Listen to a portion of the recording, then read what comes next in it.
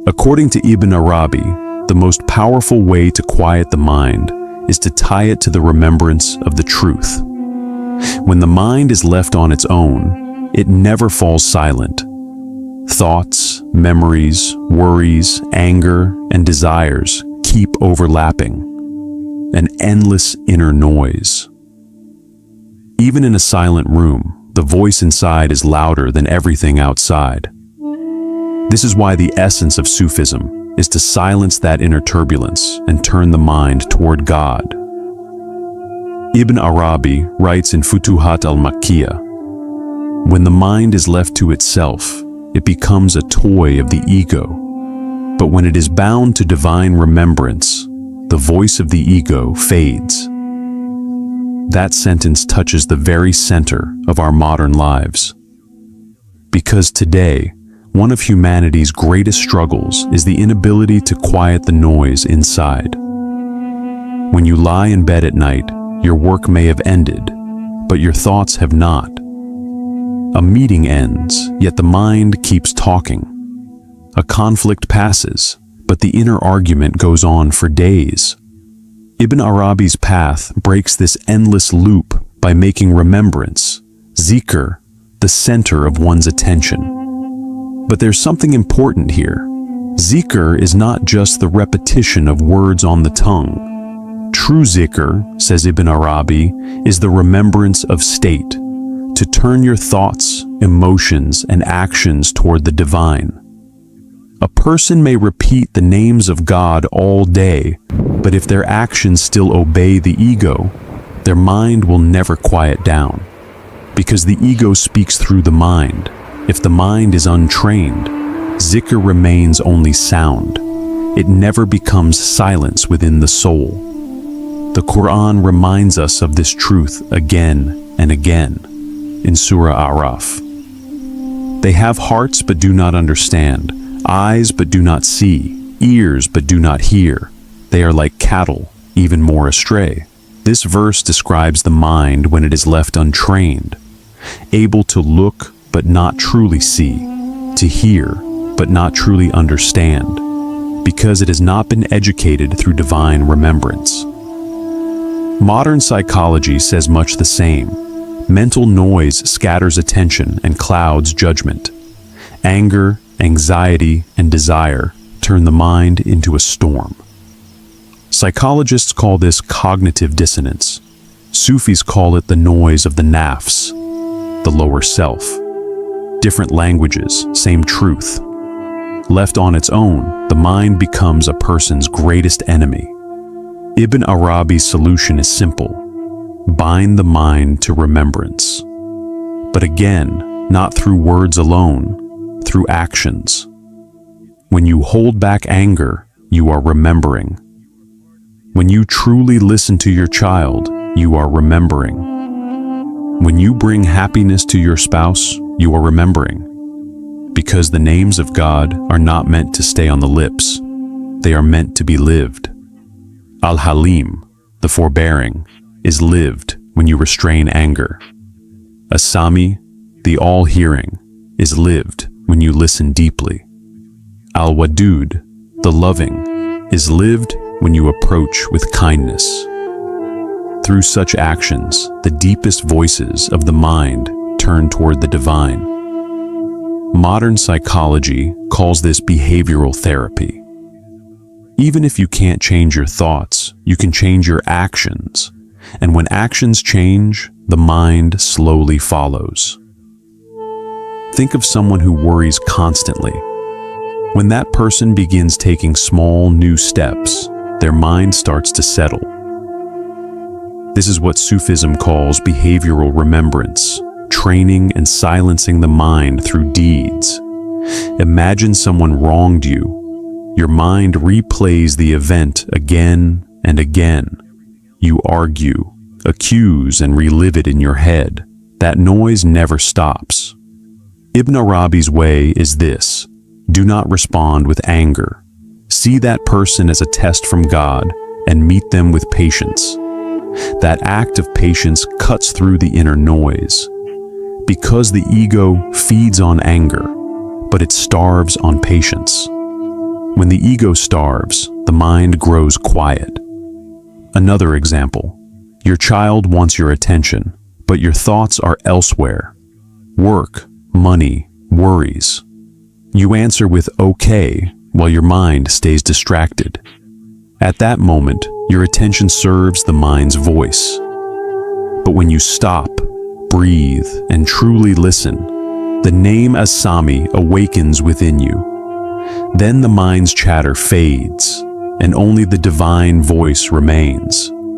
This is how the mind is silenced, by turning actions into remembrance. What Ibn Arabi taught centuries ago is one of psychology's most powerful truths today. Behavior transforms thought. When you direct your actions toward God, your mind follows. When the mind quiets, the heart begins to speak. Think of the mind as a forest. The voices of the ego are wild animals crying from every direction, pulling you, frightening you, exhausting you. But Dhikr, divine remembrance, is the clear lake at the forest's center. As you approach the lake, the noise fades, and finally, only the stillness of water remains. Ibn Arabi said, "Bind your mind to the remembrance of truth, for until the mind falls silent, the heart cannot hear."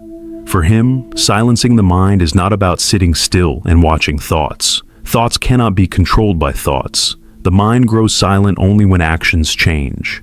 Actions set the direction of the mind. If the action serves the ego, the mind never stops. If the action turns toward God, the mind slowly quiets. That is why Sufism values the discipline of behavior. Many fast to train the ego, but the truest fasting is fasting through behavior, holding anger, showing patience, expressing love, practicing mercy. Each one is a form of remembrance that turns the mind toward the divine. Ibn Arabi says every soul carries a dominant divine name, one of God's attributes that shines more strongly through that person. In some, it is Al-Halim, patience and gentleness. In others, Al-Wadud, love and affection. In others, As-Sami, true listening. When a person discovers their dominant name, they find the key to their own silence, the doorway through which they meet the divine. How is that discovered? Through the discipline of behavior, by choosing each day to act opposite the ego's impulse. When you could be angry but stay calm, the name Al-Halim unfolds within you, the ego goes hungry, and the mind grows still. When you truly listen to your child, the name As-Sami comes alive, and the only voice left is the voice of truth. When you bring your spouse a small gift, the mind may calculate, the ego may mock, but if you do it from the heart, the name Al-Wadud opens inside you, and love itself quiets the mind. When you show loyalty to a friend with no expectation, the name Al-Mu'in, the helper, awakens, and your mind rests in the peace of that goodness. These small acts may look ordinary, but they dissolve the inner noise, because the mind feeds on the ego's automatic reactions. When you interrupt those reactions, the mind hesitates, then turns toward the divine.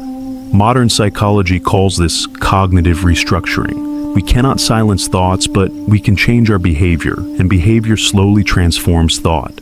Research on anger shows the same. When a person chooses calm over rage, their anger fades within minutes. The brain reads the action as a signal. Calm behavior tells the mind to be calm. This confirms Ibn Arabi's teaching. Remembrance through action transforms the self. Picture the mind as a flowing river. The ego throws stones into it, forcing it toward anger and fear. But when you act with patience, the river changes direction, away from the noise of the ego, toward the remembrance of God. And this discipline of behavior is not only for personal peace, but for the peace of others. When a father controls his anger at home, he not only quiets his own mind, but brings calm to the minds of his family. When a mother truly listens to her child, she doesn't just quiet her own mind, she builds trust in that little heart. When a spouse shows love, they don't just calm their thoughts, they transform the atmosphere of the entire home. This is how the discipline of behavior becomes not only a personal remembrance, but a collective one, a social dhikr. The Quran says in Surah Ar-Ra'd, God does not change the condition of a people until they change what is within themselves. This means that personal transformation is the seed of collective renewal, and that renewal begins with the quieting of the mind through right action. Now ask yourself, have you discovered your dominant divine name yet? When you observe your own actions, which quality appears more often? Is it patience, love, the ability to listen, the instinct to help? There, in that quality, lies your doorway to silence. For every soul meets the divine through a different path. In some, Al-Halim, the forbearing, shines brightest, and their mind finds peace through patience. In others, Al-Wadud, the loving, awakens, and their mind falls silent through compassion. In others, Az-Sami, the all-hearing, manifests, and the act of listening itself becomes remembrance. Ibn Arabi said, "Your name is your destiny." To discover your name is to understand your mind, and to rule the mind is to rule life. The mind never stays empty. It is always filled, either with the whisper of the ego or with the remembrance of the divine. The struggle, then, is not about destroying thoughts, but about replacing them. It is the art of substitution, trading the voice of the ego for the voice of God's names. This journey deepens after the discipline of behavior. Once you have chosen patience over anger, love over indifference, listening over distraction, helping over neglect, the noise within begins to fade. But now comes the final step, the complete quieting of the inner storm.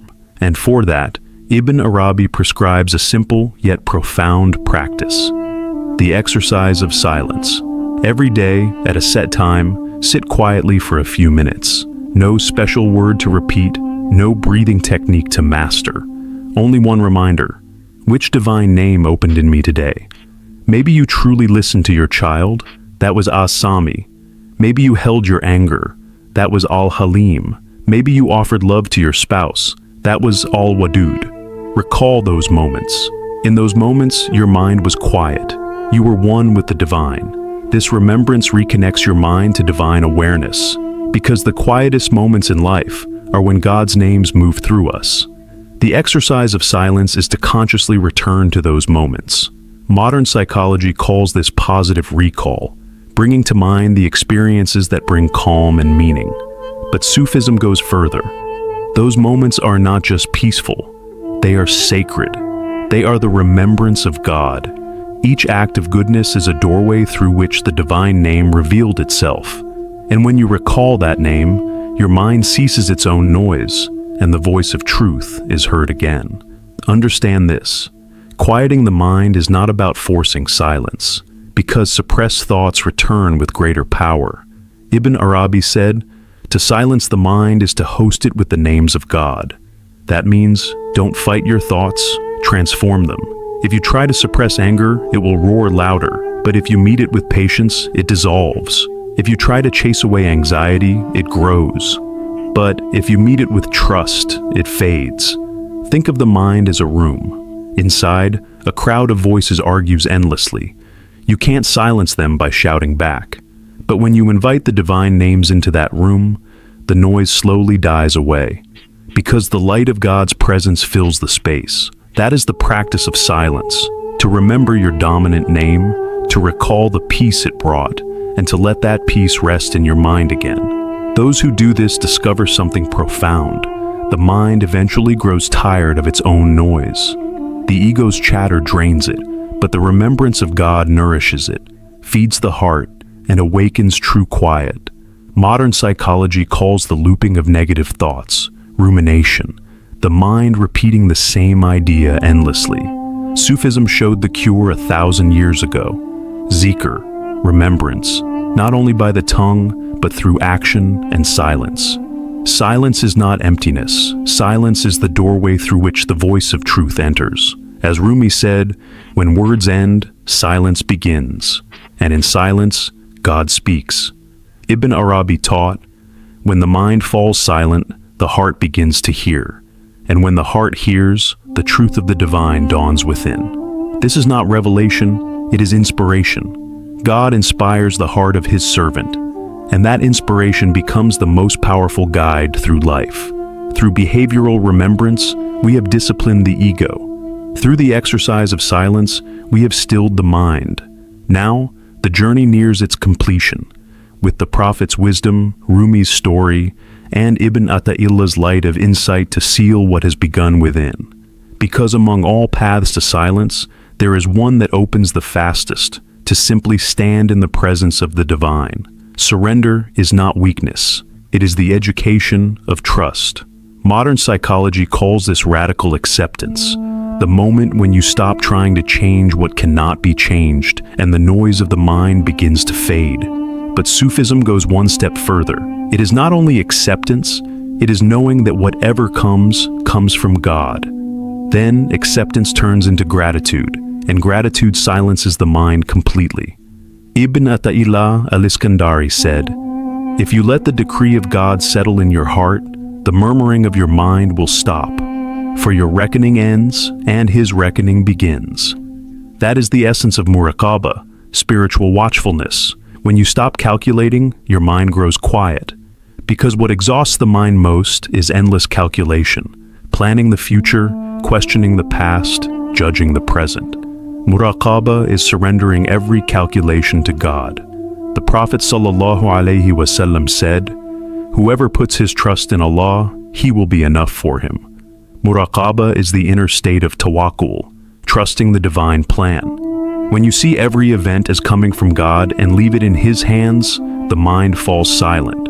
Because the mind no longer says, "I am in control." The truth takes over, and the servant simply watches. This is why it is the deepest form of silence. First, purification with ablution, then prayer, then remembrance, and finally, muraqabah. This path leads you into the stillest depth of silence. One by one, the voices of the mind fade away. Only the remembrance of God remains in the heart. Then something miraculous happens. You no longer think, the truth thinks through you. You no longer speak, the truth speaks through you. You fall silent, and God Himself speaks. Ibn Arabi wrote that, "The reality of the heart opens only where all voices end. The mind's noise is but a shadow cast by the world. But when you step beyond that shadow, the light inside you is revealed. You are tired, aren't you? Because your mind has never stopped. You've replayed what's already passed and built fears of what's not yet come. Each night you lie down and your mind lays all its weight before you again. Why this? Why now? Why me? But your heart was created to be silent, to listen, to feel the presence of the divine. When the mind's noise ends, the heart is reborn. Remember, God does not only test His servant, He calls him inward. Every trial is a whisper, "Come closer." So in the middle of all this noise, pause for a moment, take a breath, and whisper to yourself, "Everything came from God. Everything returns to Him." Rumi said, "What you seek is within you, but the more you look outside, the longer the road becomes. So turn inward to your heart, for there the truth awaits you. All your struggles, all your disappointments, all your longings, they have all led you here, to this sacred stillness, to the source of mercy within you, to the place where God's love quietly waits." The Prophet said, "God's mercy has overcome His wrath." Remember this hadith. Even when your mind creates anger, let your heart remember mercy. When your mind creates fear, let your heart remember trust. Because God has written His mercy within your heart. Now understand, silencing the mind is not just about quietness. It is about surrendering in compassion. It is opening the heart to the divine and stepping aside so that His voice may be heard. Maybe you still have many questions, but let them go, because the answers will rise only where your thoughts end. Bend toward your heart, with gentleness. Treat yourself as you would your child, with patience and care. Speak to your soul as you would to someone you love. Do not abandon yourself, because God